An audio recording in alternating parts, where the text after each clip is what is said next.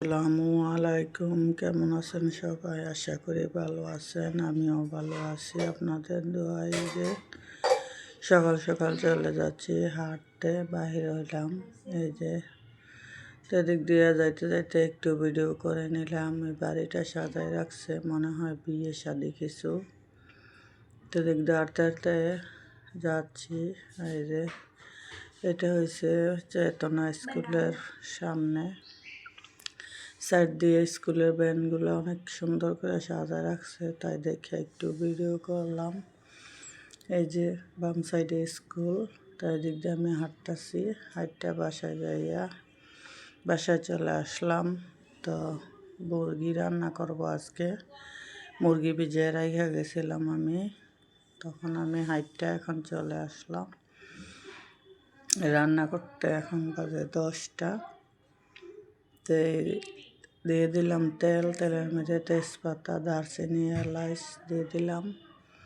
আর এখন দিয়ে দিলাম পেঁয়াজ। তো এই দারচিনি, এলাচ, পেঁয়াজটা একটু লাল হইলে পরে দিয়ে দিলাম তেজপাতা। তো এই মুরগি ধুইয়া কাটটা এখানে চালনির মধ্যে পানি জড়তে দিছি। এখন দিয়ে দিতেছি আদা বাটা, রসুন বাটা একসাথে রাখছি ব্লেন্ড করে। তো এই যে আদা রসুন বাটা দিয়ে দিতেছি। তো আদা রসুন বাটাটা একটু দিলাম, একটু ভাজিয়ে নিলাম। এটা কাঁচা গন্ধটা চলে যাবে, একটু যদি ভাজিয়ে নেওয়া যায় আগে তাহলে ভালো হয়। তো এখন আমি দিয়ে দিতেছি লবণ, তারপরে দিব হলুদের গুঁড়া, তারপরে দিব মরিচ ধনিয়ার গুঁড়া। আর আজকে কাঁচা জিরা দিব না, দিব আমি ভাজা গুঁড়া। তাই এখন দিয়ে দিলাম মরিচের গুঁড়া। এখন মশলা কষাই নিই। আর এইটা মরিচের পানি, আমি মরিচ ব্লেন্ড করছিলাম। তো এই ব্লেন্ডারটা ধুয়ে এই পানিটা রাখছিলাম বাটিতে, ওই পানিটা দিয়ে দিলাম। দিয়ে এখন মশলাটা কষাই নিলাম, লাল লাল করে একদম কষাই নিছি। তো এখন মুরগিটা দিয়ে দিব। এই যে তো ভাবছিলাম যে মুরগিতে আলু দিব না, কিন্তু পরে মানে আমার ছেলে আর ওর বাপে আলু না দিলে খায় না। হেরা কইতেছে আলু দেওয়ার জন্য, এই জন্য ছোটো ছোটো করে আবার আলু কেটে দিব। তো এখন আগে মুরগিটারে কষায় নিই। এখন আমি মুরগি কষাবো, কষানোর পরে দিক দিয়ে বসা আলু কেটে নিব। আর আজকে বানাবো টাকি মাছের ভর্তা। সেদিন মাছ কিনে আনছিলাম। তো টাকি মাছের ভর্তা আমার খুবই স্পেশাল একটা ভর্তা, খাইতে খুবই ভালো লাগে টাকি মাছের ভর্তা আমার। তো টাকি মাছের ভর্তা বানাবো, একটা মাছ দিয়ে ভর্তা বানাবো আমি। তো এই যে আলু দিয়ে দিলাম। এখন এই যে আলুটাও দিয়ে আবার কষায় নিব। আর গরম পানির ঝোল দিব তরকারির। তো জাল একটু কম হয়েছে, তার একটু জাল দিয়ে দিলাম। তো এখন মশলা কষায় নিতেছি, মশলা কষায় নিছি মানে আলুটা কষায় নিতেছি আমার মুরগির সাথে।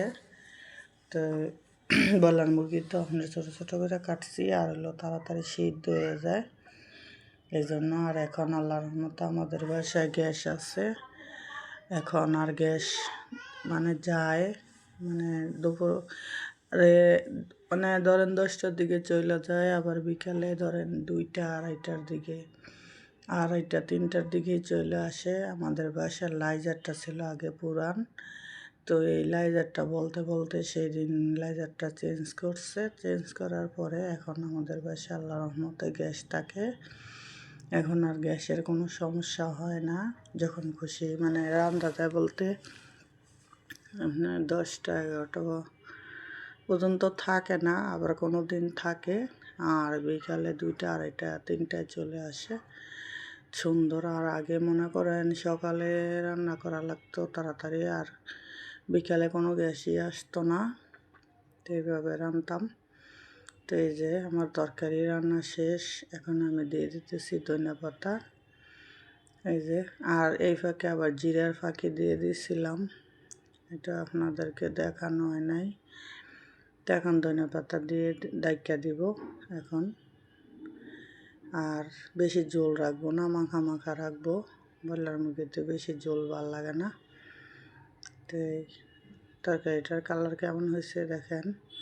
তো এটাতে আমি টাকি মাছ ভাজবো তাওয়াটাতে। এই যে মাছ ভাজিয়ে নিতেছি দুইটা, মানে একটা বড় আর একটা ছোট।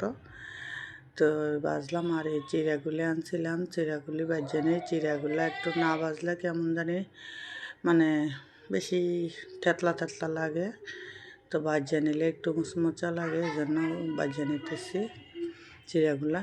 এই যে চিড়াটি সাদা চিড়া, একদম সুন্দর জর্জরা।